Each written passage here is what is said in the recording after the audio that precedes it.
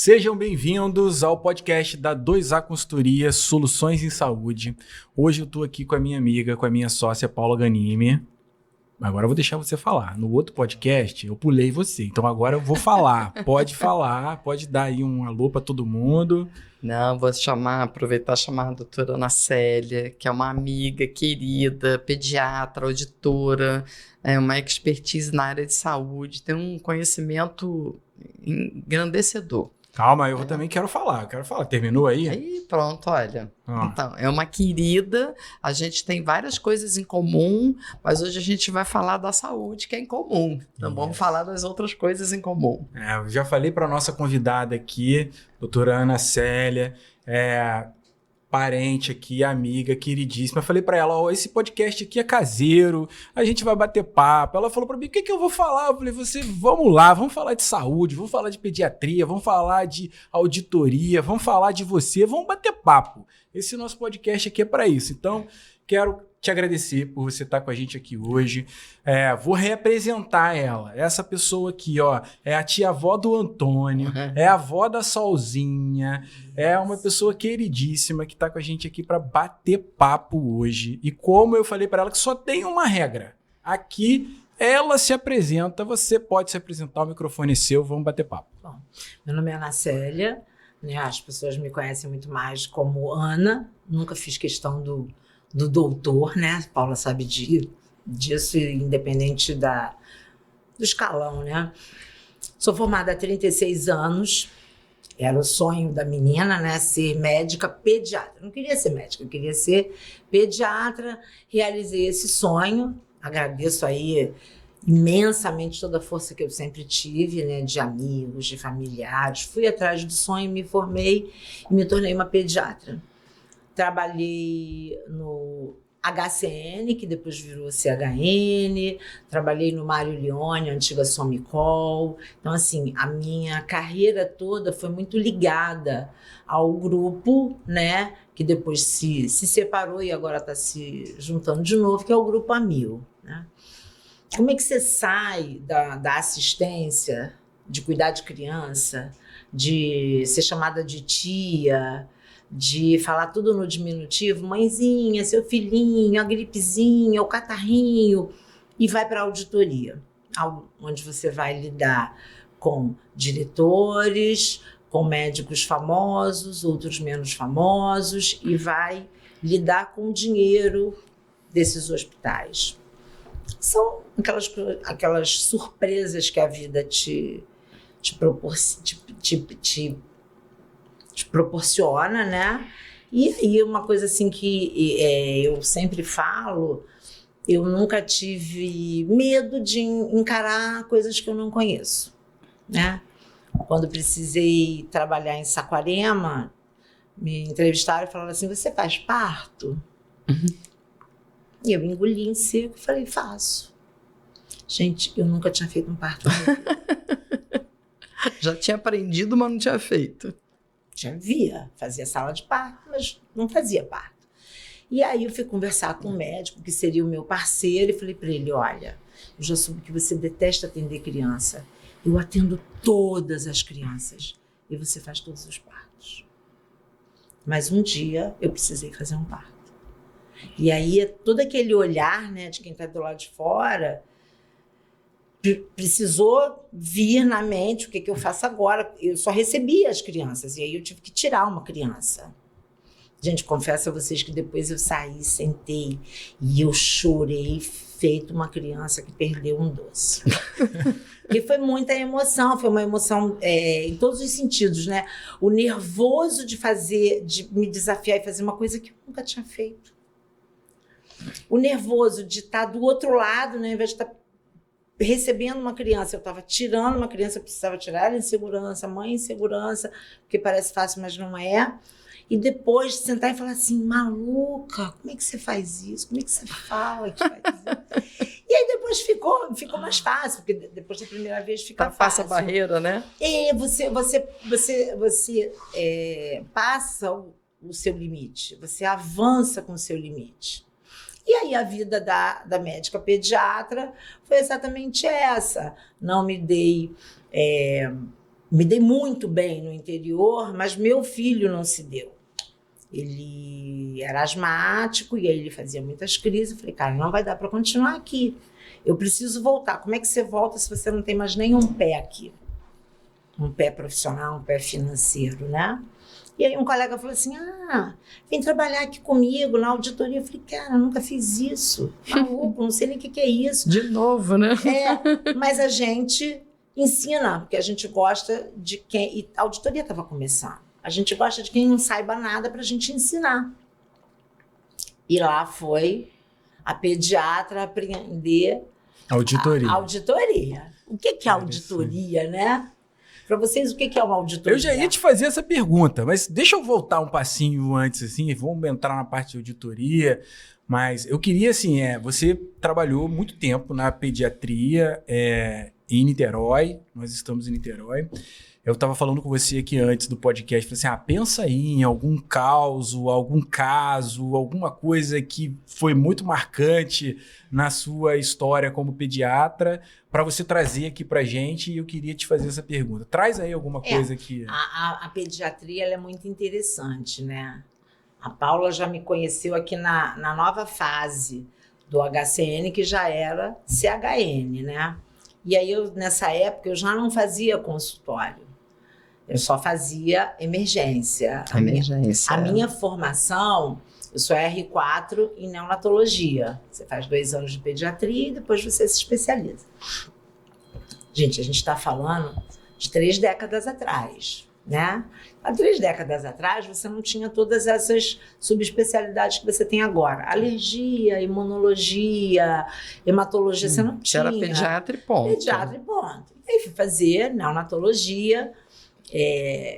Tive 2 pessoas maravilhosas no meu caminho, né, que me pegaram pela mão, me ensinaram tudo. Foi a doutora Fátima Pombe e a doutora Ilza Fellows. Tive o imenso prazer de ser acadêmica delas. E quando eu me formei, eu segui como plantonista da casa. E aí aquela coisa, vai para o interior, volta, e voltei só fazendo emergência. Poxa, mas de CTI para emergência... Porque você não tem um dia igual ao outro. Tem sempre uma história, tem sempre um caso acontecendo. E aí você tem casos engraçados, você tem casos não tão engraçados, né? Um desses casos foi uma criança que a mãe chegou, uma criança afogada. E ele chegou desacordado. Caiu na piscina e o avô... Um avô sequelado de AVC que não falava, viu seu neto afogado. Meu Deus. E começou a tocar o sino, que era a maneira de chamar as pessoas. Aí as pessoas estavam nos fundos da casa, sobe, vai lá, e o avô mostrando, e aí as pessoas viram, aí desce, volta tudo. E a mãe chega na emergência toda molhada, porque foi ela que pulou, com o filho nos braços, uma criança que não era pequena. Gritando. E a primeira coisa que a gente faz quando você vai reanimar um paciente, seja no adulto, seja na criança, é tirar a família. Tirar a família. Ninguém suporta ver uma reanimação. É muito tenso. Porque você fica dando as ordens, faz isso, me dá isso, vou me entubar, estica, faz, me dá o laringo, me dá não sei o quê, blá, blá, blá, e faz isso, faz aquilo. E o outro contando o tempo, e o outro fazendo as medicações, é uma dinâmica muito grande. Nesse dia eu esqueci de tirar a mãe. E aí a gente entubou, massageou, fez toda a reanimação, né?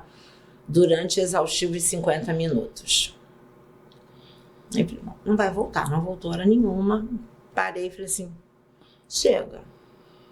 Tirei a mão. Que horas que foi o óbito? Quando eu falei que horas foi o óbito, que é a hora que você termina, eu só escutei aquele grito, né, da mãe. Não! E ela veio igual uma loba e pegou essa criança. E eu congelei, eu e todo mundo, porque a gente esqueceu, gente, que aquela mãe estava ali. Ela estava num cantinho quietinha, rezando. E ela começou a sacudir a criança e chamar pela criança. E vocês acreditem nisso ou não, era uma noite do dia 25 de dezembro, era um plantão de Natal, e essa criança voltou. Uau! Uma hora depois, eu estava brincando de Power Ranger com ela no corredor. Eu atestei um óbito e essa criança voltou ao chamado da mãe. Não tem como não se emocionar com essas histórias, né? Nossa. Aí você tem as histórias dos barracos, né? O pai que quer que você peça isso. Aí chega a avó, vira pra mim. Gente, eu não sou a pessoa mais paciente do mundo.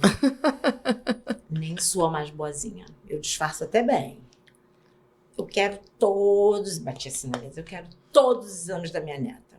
Aí eu olhei, a senhora pode pedir. E dei bloquinho de exame, a senhora pode pedir, assina, carimba, eu vou ver quais que a gente pode fazer aqui.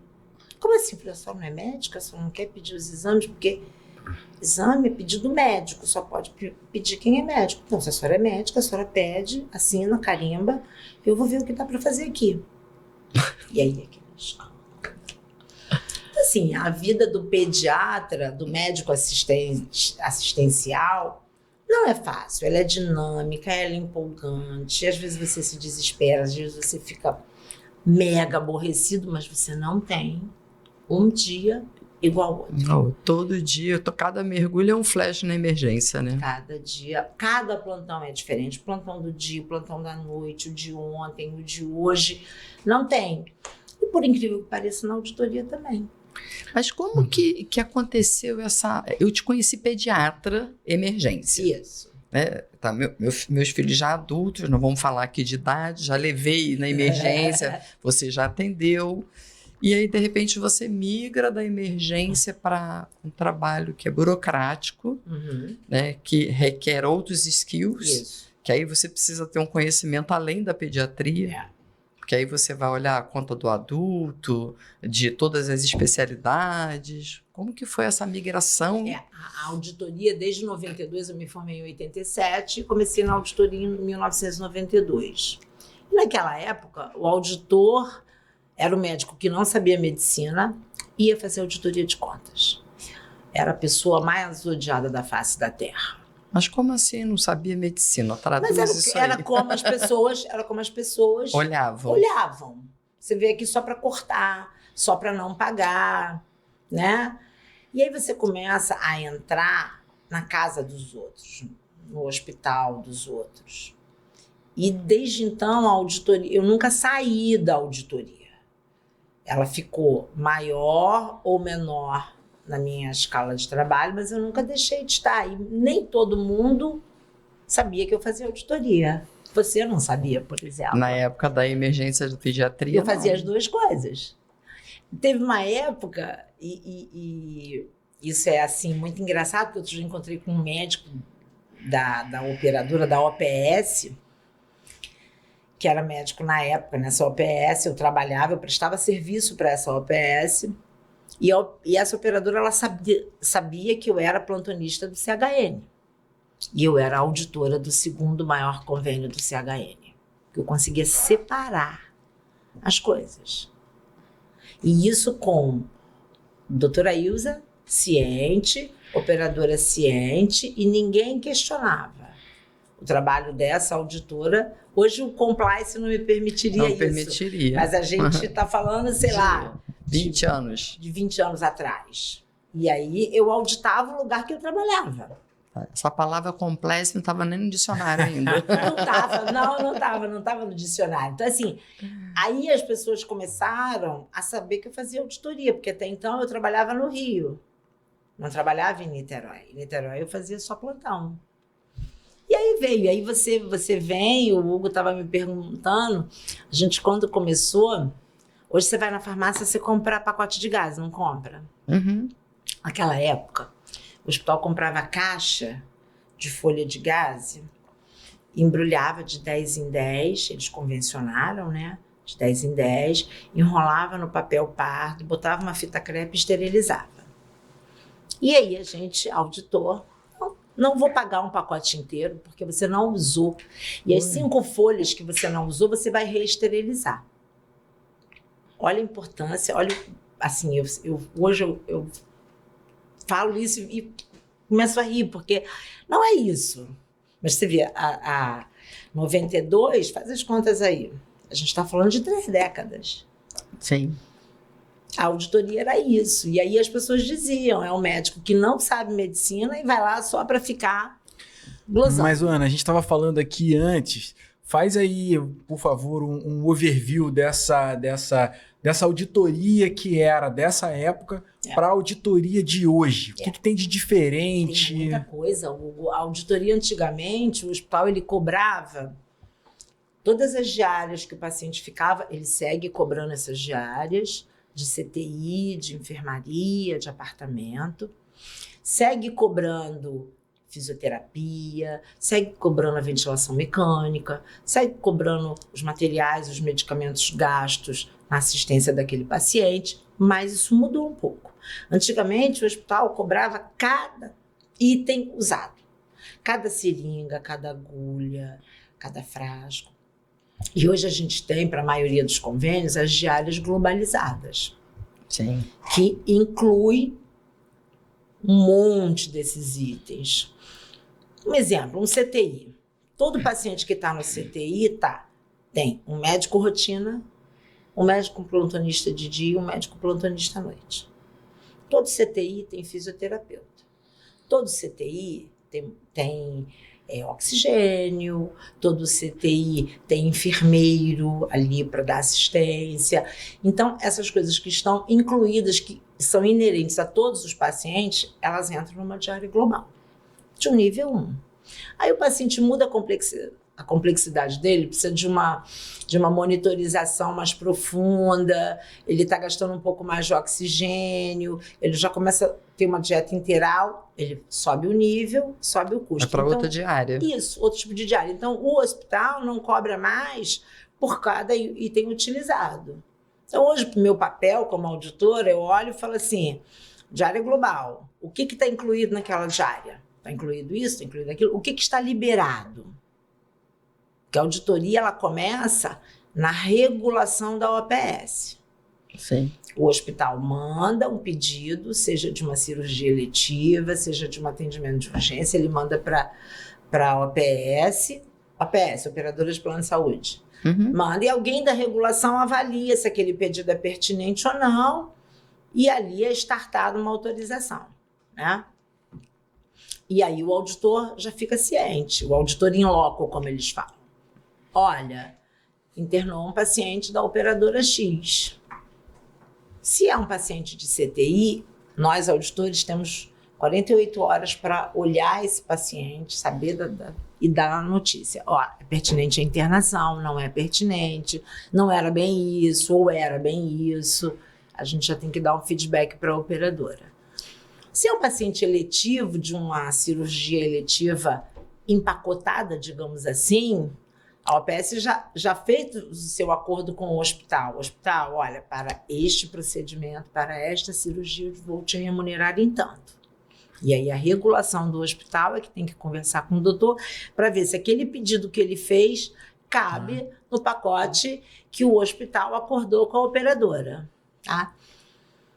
Essas contas são fáceis. Agora, o difícil, e aí é onde mudou muito o olhar sobre o auditor. O auditor hoje ele tem que entender de neurocirurgia, de tratamento oncológico, ele tem que entender de cirurgia geral, ele tem que entender de código de cirurgia, o que contempla o quê, qual o tempo médio de uma cirurgia, ele tem que conhecer os últimos medicamentos do momento, ele tem que saber o exame que está no rol de procedimentos, o que não está, o que contempla, o que não contempla.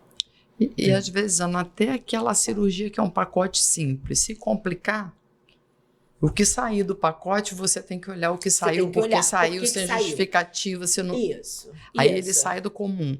Isso. O comum otimizou muito, né? Otimizou muito. Diária global, o pacote. Mas aí você começa a olhar outras coisas, que às vezes é muito mais complexo. Sim. Mas muito mais inteligente do que ficar contando seringa. Aí que você falou, muito mais inteligente. Porque hoje você sabe que aquele paciente vai gerar um custo para aquela operadora. Ok? Ok. Mas ele vai gerar o custo que ele precisar gerar. Se ele tiver que ficar internado 50 dias em CTI, a operadora vai autorizar o pagamento de 50 diárias em UTI. Mas se ele não precisar ficar nenhum, ele não vai ficar. Né? A gente hoje, as pessoas, elas estão vivendo mais, né? Você concorda? A expectativa de vida está maior. Está maior. Então, antigamente, velho era uma pessoa de 60 anos. Sim. 60 anos hoje, é o 30, 40. Somos jovens. 6,1, querida. Então, assim, hoje é muito comum o paciente nonagenário, o paciente centenário, que muitas vezes esse paciente é o provedor da casa, é o aposentado de uma instituição governamental com uma aposentadoria alta de mais de 2 dígitos, é aquele ex-empresário abastado que tem lá, tá tudo no nome dele, então enquanto ele está vivo, ele está ali, o dinheiro está entrando, e as pessoas, por incrível que pareça, parece assim, até criminoso falar isso, mas as famílias contam com esse dinheiro no planejamento familiar. Então, muitas vezes você se depara com aquele paciente que não pode morrer. Faça tudo, doutor. Ele não pode morrer. Faça tudo. E aí você vai abordar, porque hoje a gente aborda o colega, o médico assistente, o staff do hospital e vai conversar. Você vê que o paciente está internado, não responde a mais nenhuma terapêutica instituída e a família ali insistindo. Aí você fala, vem cá, a gente não pode conversar com essa família sobre paliação, sobre teto terapêutico, estabelecer até onde a gente vai, porque o paciente ele não está mais respondendo. E aí o médico fala assim, conversa você, porque a filha não quer nem saber disso. Porque vai perder. Porque vai perder. Então, assim... para você é complicado navegar nessa ética também, né? O auditor acaba questionando o médico assistente. Né? Eu, como auditora, eu sou questionada pela OPS. Esse paciente não pode ser transferido para uma clínica de transição de cuidados? Ele não pode ir para casa com home care? Ele não pode entrar em paliação? E eu sempre me posiciono do seguinte, ele pode, o que ele, paciente, ou o seu responsável familiar ou não, aceitar. Essas condutas alternativas ao tratamento hospitalar, internado, com todos os recursos sendo usados, eu não posso obrigar nem eu, nem o médico assistente, nem o hospital, nem a operadora, a família a aceitar. Você tem que respeitar isso. Então, muitas vezes, você estabelecendo uma boa relação com o médico assistente, você se aproximando dele, conversando, você ganha muito mais no seu trabalho do que você bater de frente. Sim. Não vou prorrogar, vou suspender, eu vou fazer. Não existe mais isso. Porque você acaba repetindo o médico também, né? Sim. Porque você encontra com ele outras vezes. Você encontra com outros pacientes, você encontra com outras operadoras, você encontra com ele em outro hospital. Tá. Essa dinâmica, ela não é simples. Não. Tem que saber navegar muito bem, porque você tem a família que está dizendo aqui, eu não quero. Isso. Mas antes da família, você tem que conversar com o médico assistente, porque ele pode te dizer, eu não quero. Ele não é minha conduta. é o seu interlocutor. Ele é seu interlocutor. E aí você tem que navegar nesse cenário. E isso você não aprende em nenhum curso de auditoria, nenhuma não pós. Não aprende. Interessantíssimo. Bem, olha só, o papo tá ótimo, tá maravilhoso, mas a gente precisa dar um break. Vamos voltar nesses assuntos. Um break de 1 minutinho e a gente já volta para o nosso podcast da 2A Consultoria. Você é médico ou gestor de uma empresa de saúde? A 2A Consultoria pode transformar seu negócio. Somos especializados na saúde e oferecemos estratégias inovadoras para hospitais, clínicas e consultórios. Além disso, ajudamos médicos a construir autoridade no mundo digital. Potencialize sua presença com a 2A Consultoria.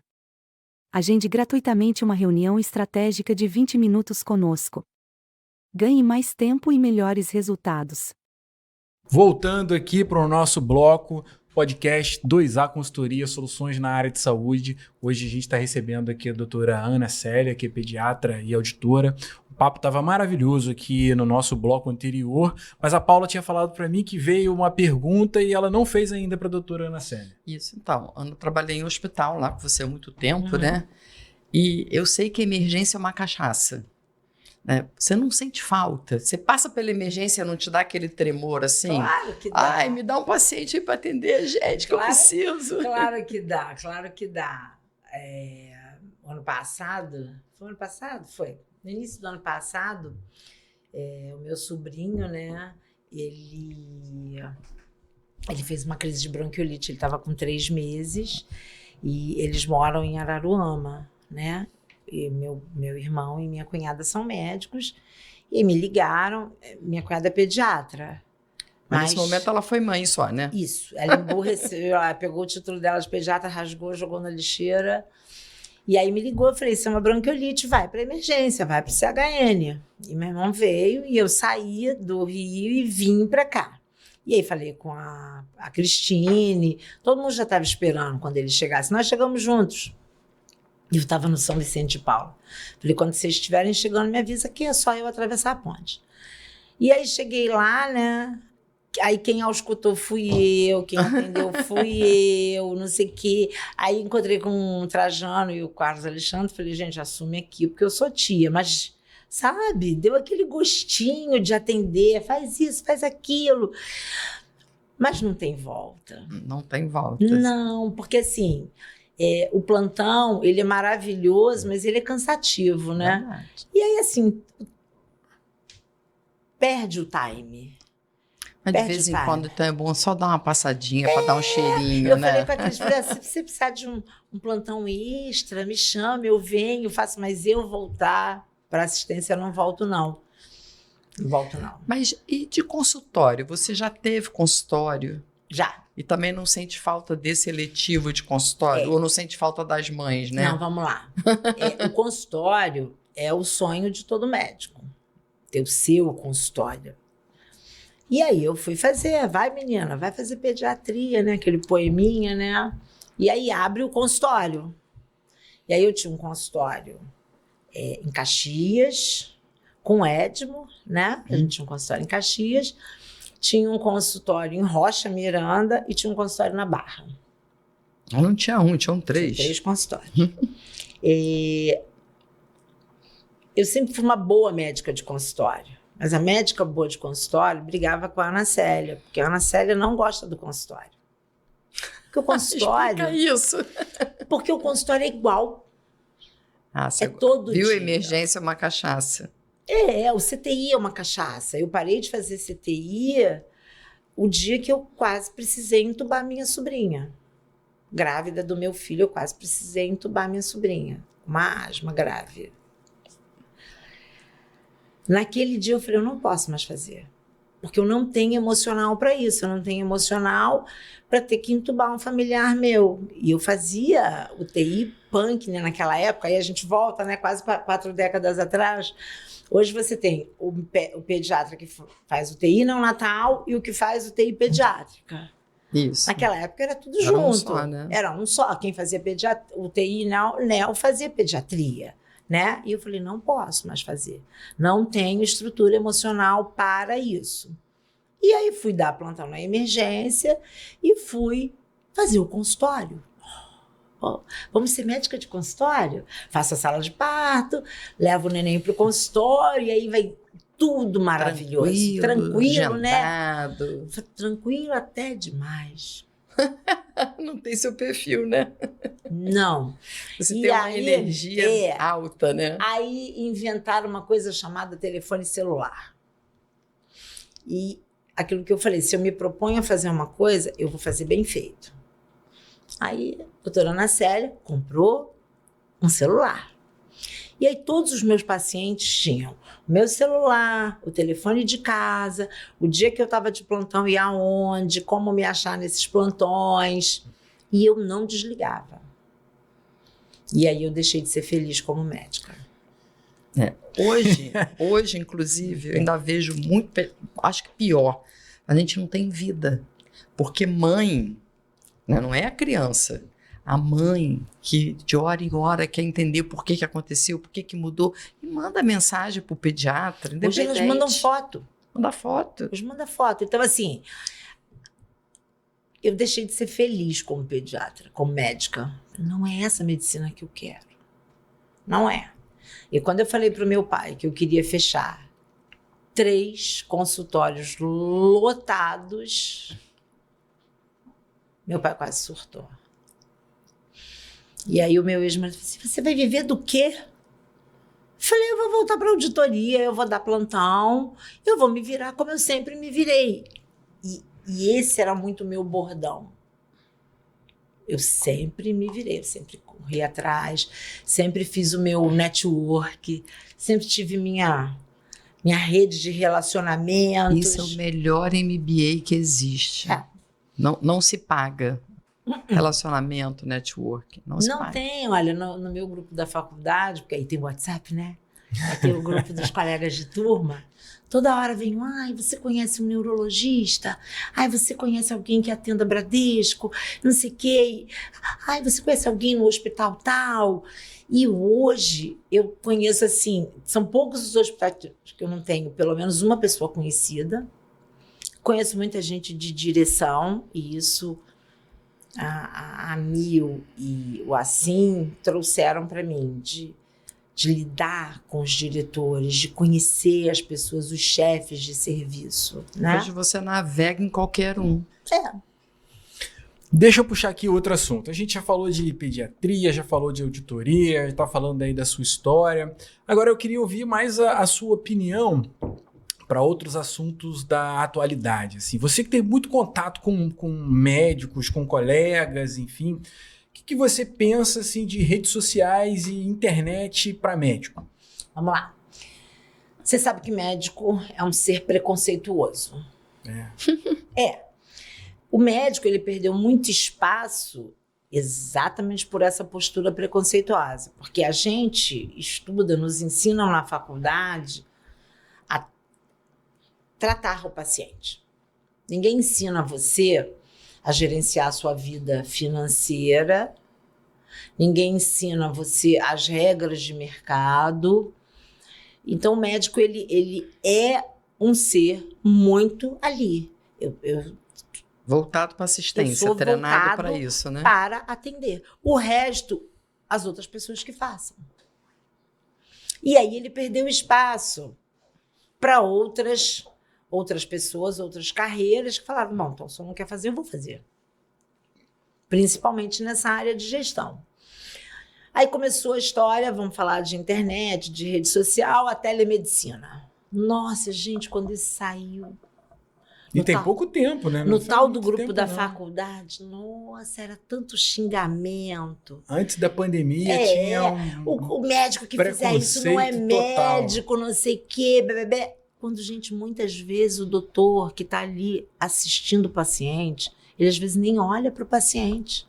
E na telemedicina ele vai ter que olhar. Vai ter que olhar. Ele vai ter que olhar, porque é ele e o paciente na tela. O paciente na tela e ele. Ele vai ter que olhar. Ele não tem como escapar disso. E muitas vezes, você deve ter ouvido isso muitas vezes, o médico nem olhou para mim. Sim, então, a gente estava conversando sobre isso agora há pouco. Hoje, o médico que continuar com esse discurso está morto. Hoje o médico ele tem que ter predisposição para atender o seu paciente numa videochamada, tem que aprender a cobrar por isso. Ele tem que entender que ele não precisa abrir lá aqueles livros, o Harold, não sei o quê, e os tratados de pediatria e os atlas de dermatologia, porque ele tem isso na palma da mão, num tablet, num laptop. Até no telefone. Então, qualquer tela. Ele chega lá, a gente fala mal do Dr. Google, né? Mas quantos de nós nunca tirou uma dúvida, não jogou, não lembro o nome daquele remédio, e pesquisa ali no Dr. Google. E agora tem inteligência artificial. Uma grande rede comprou uma inteligência artificial que os funcionários apelidaram carinhosamente de robô, né? Lembra que você me falou, se você não souber usar a ferramenta pode se voltar contra você? Eles compraram sem saber usar. E essa ferramenta está se voltando contra eles. E aí, gente, eu não sou uma boa pessoa, eu sou mazinha e eu gosto disso. Eu faço a festa, porque eu sei a conta que o robô montou. Porque o robô, gente, ele é muito inteligente e burro ao mesmo tempo. Ele é uma inteligência alimentada. Aí você dá para o robô o contrato daquela empresa, daquela OPS, né? E você diz assim para o robô, olha, ele ficou 2 dias no CTI e 4 dias no apartamento. Ele joga tudo que tem naquele contrato, tudo que é possível na conta. E essas contas feitas pelo robô, a pré-análise, que são os enfermeiros, não botam a mão. Então vem aquela conta maravilhosa, linda na teoria, aí que a doutora Ana olha e fala assim, o que é isso aqui? Não, isso não tem justificativa. Então a glosa dessa rede, nos últimos 6 meses, aumentou muito. Eles já estão querendo rever o uso da inteligência artificial. Eu falei, gente, E aí eu falei como conhecida de muitos deles, né? Falei fora do âmbito de auditoria, eu falei para eles, o robô é maravilhoso, seu robozinho é maravilhoso, vocês é que não sabem usar. Quem usa o robô não foi treinado, não conhece. E aí o robô está fazendo errado. Aí tá jogando contra. Tá jogando contra, tá jogando no meu time.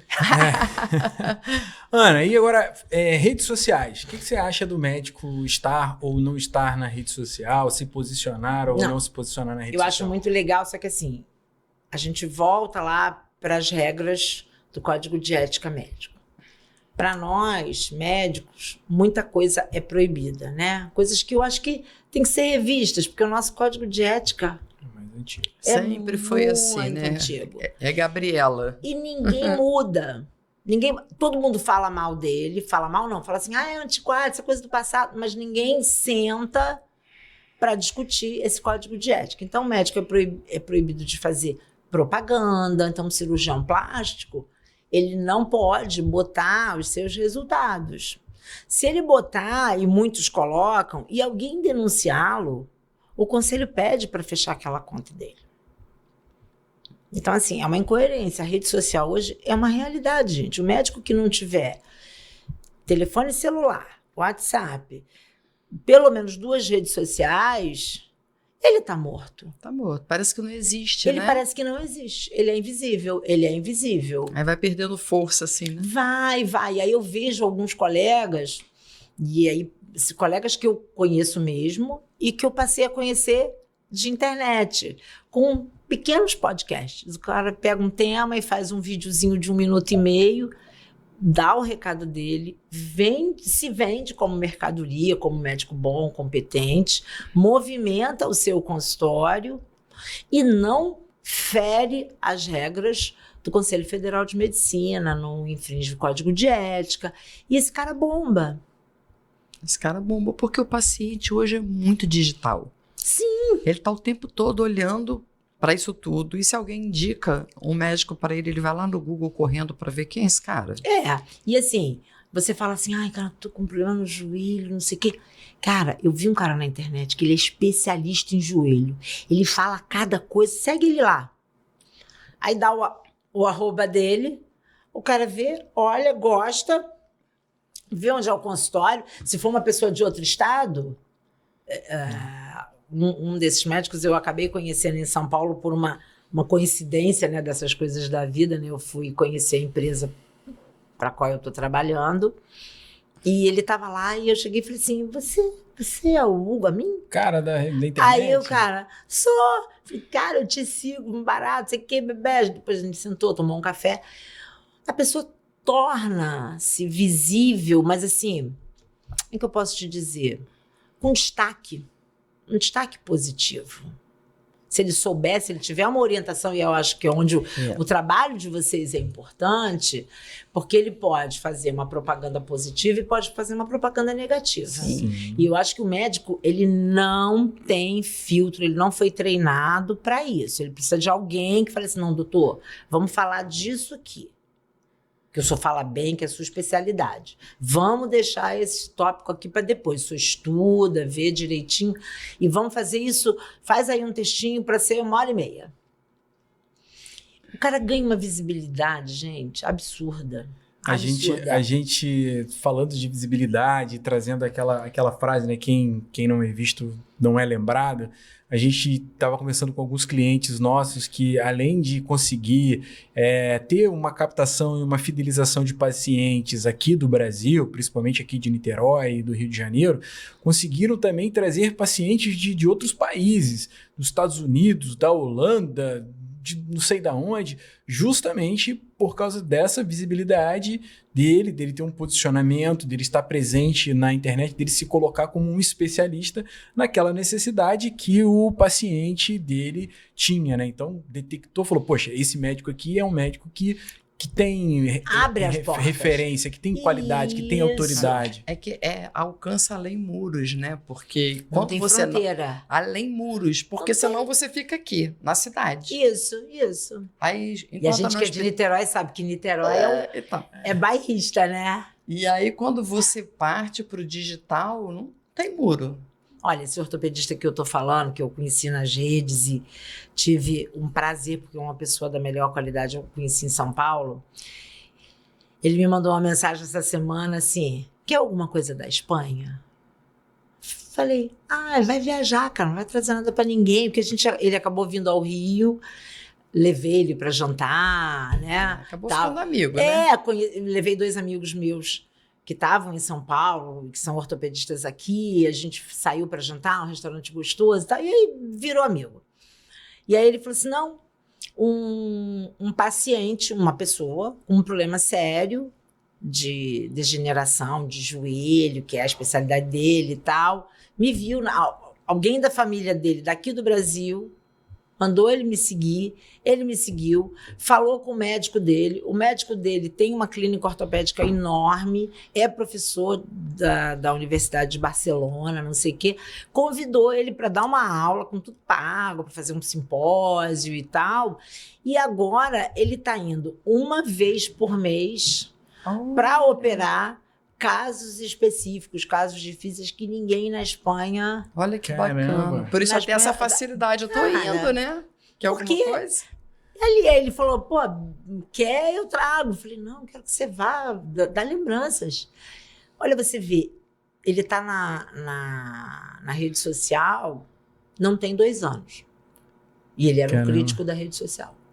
E já surgiu essa oportunidade. Aí a mulher dele, que é o oposto, que é dermato, que tá ligada, que posta, que faz, não sei o que. Você tem que entrar, você tem que parar com isso. Parece até um velho. E aí ele começou timidamente. E aí ela levou o time dela de vídeos. Ela tem uma empresa que faz isso. Ele timidamente começou a fazer os vídeos. Você vê que os primeiros vídeos ele tá assim, não, porque não sei o que, blá, blá, blá, como se fosse lendo, né, um prompt. E agora não, ele fala, desenvolve também. Mas olha que legal. Normalmente esses médicos pensam em captar mais pacientes. Isso. Você trouxe um outro viés. Ele foi convidado para ir para a Espanha. Isso. Olha como tem tanta possibilidade quando olha você... como o mundo roda. Uma familiar dele conheceu esse médico e sabia, ela é sobrinha, né? Sobrinha neta, já é um senhor, desse problema dele do joelho que ninguém dava jeito, e ela falou, tio, olha esse médico, não sei o quê, você pode vir aqui fazer uma consulta.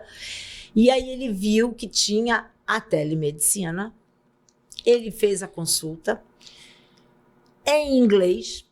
Olha só como é que a coisa... diferencial, olha, né? como o leque abre. Fez a consulta em inglês, ele mandou as imagens, todos os exames, são arquivos pesados, ressonância e tal. E aí ele pediu, você consegue fazer? O seu médico pedia e pediu um exame específico, ele mandou o exame, o colega pediu, aceitou a opinião. E aí veio o convite, veio a parceria, fez uns 3 simpósios, deu umas 3 aulas e está indo uma vez por mês para operar. E breve, eu não ouso dizer que breve vai ser convidado para dar aula na Universidade de Barcelona. Porque ele é todo titulado. Abre um mundo O céu de é o limite. possibilidades. O céu é o limite. Fantástico. Doutora Ana, ó, a gente está chegando no final do nosso podcast. A gente já conversou aqui sobre vários pontos. Um prazer ter você aqui com a gente hoje. Foi ótimo. Mas no final do nosso podcast, a gente sempre abre aqui um espaço para o nosso convidado falar o que ele quiser, agradecer a quem ele quiser agradecer. E aí, tirando a Solzinha e o Antônio, que eu sei que você já vai agradecer, os demais você pode agradecer, fica aí à vontade. Sabe, Hugo, eu outro dia estava conversando e eu tenho 61 anos, vou fazer daqui a pouco 61. Construí uma família super bonita, né? Meus 2 filhos, meu atual marido, tenho sobrinho neto, tenho a sobrinha neta, que é a Mia, que eu infelizmente convivo menos, tenho a Sol. E outro dia fazendo assim uma retrospectiva, né? Eu falei, cara, eu tenho que fazer uma camisa escrita assim, gratidão. Porque a vida bateu muito, né? Eu vim lá do Porto da Pedra, onde é a escola de samba, morava lá, estudava no melhor colégio de São Gonçalo, Santa Terezinha, mas era a mais pobre do colégio. Então, enquanto todo mundo tinha calça leve, sandália franciscana, eu não tinha. E eu sofria com isso. Aí vim estudar aqui em frente, onde é Estácio, era o Gay Lussac. Eu sou filha do Gay. Perdi o primeiro vestibular, insisti, passei no segundo, fui estudar no Rio, numa escola particular. Quem tem dinheiro para pagar uma escola particular de medicina é, no mínimo, classe média alta. Fiz a faculdade aos trancos e barrancos, financeiramente falando. Já no segundo para o terceiro ano, fui vender livro nos cursos noturnos, para ter dinheiro, fui dar plantão, acadêmico era remunerado, eu me virava. Então, assim, eu trabalhei pra caramba, mas a vida foi generosa. Ela me devolveu todo o trabalho que eu tive, né? Sempre cercada de amigos, de família, de filhos bons, sabe? Filhos amados, filhos queridos, sobrinhas maravilhosas. Né? Tem uma sobrinha aí brilhando na nefrologia que me adotou como sua conselheira e troca ideia, a gente conversa. Aí veio o Hugo, né? Apresentei o Hugo para você. Vocês fizeram uma parceria. Então, eu vejo que o caminho percorrido foi um caminho de luz. Foi um caminho bom. Né? Tem pedra? Tem. Ele tem, né? Todo caminho tem. Tem uns espinhos que você pensa, não estava descalço, machucou, mas você aprende e você sai melhor disso. Então, assim, hoje eu agradeço a minha família, né? Ao meu avô e minha avó, que eu era a neta que eles empurraram para frente, os meus pais, que minha mãe estudou até a 4ª série. Minha mãe não tem nem o primeiro grau, o ensino fundamental completo. Que é uma fofa. Os netos são apaixonados por ela, ela é a melhor avó que todos eles podem ter, brigam por ela, né? Cara, o que eu posso reclamar da vida? Só posso agradecer. A sua colheita foi muito positiva. Foi uma semeadura difícil, faltou água, faltou chuva, teve muito sol e não sei o quê, mas no final a colheita foi muito boa. Então você tem que agradecer a você mesmo por essa determinação, por essa energia que você sempre teve positiva. Isso, e assim, eu sempre peço, eu acredito muito em Deus, né? Eu sempre peço que Ele não me tire isso.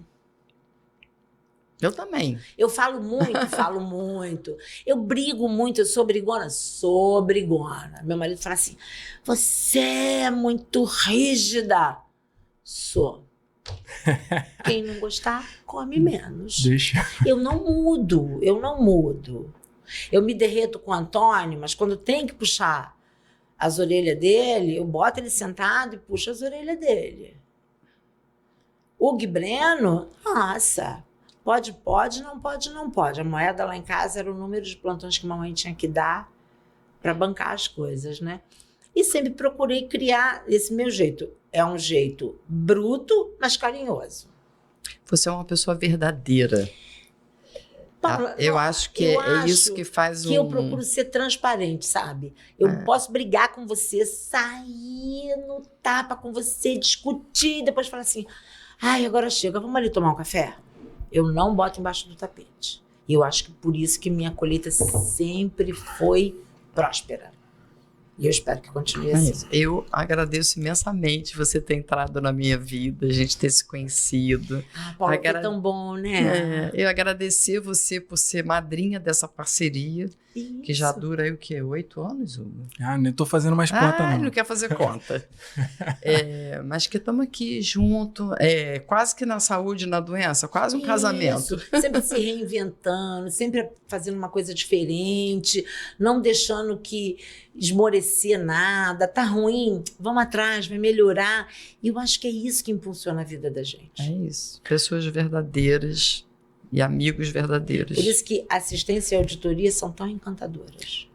Deixa eu dar a minha contribuição aqui pra gente encerrar o nosso podcast, que tá um podcast muito caseiro, né? Porque é todo mundo de casa, todo mundo amigo. Isso. Eu vou ser bem rápido aqui. Você sabe que você tem minha eterna gratidão por ter me apresentado a Paula, por ter... Você que me colocou na área de saúde. Tirei você do gás e botei você pra saúde. Me tirou de outras indústrias aí, me jogou na área de saúde.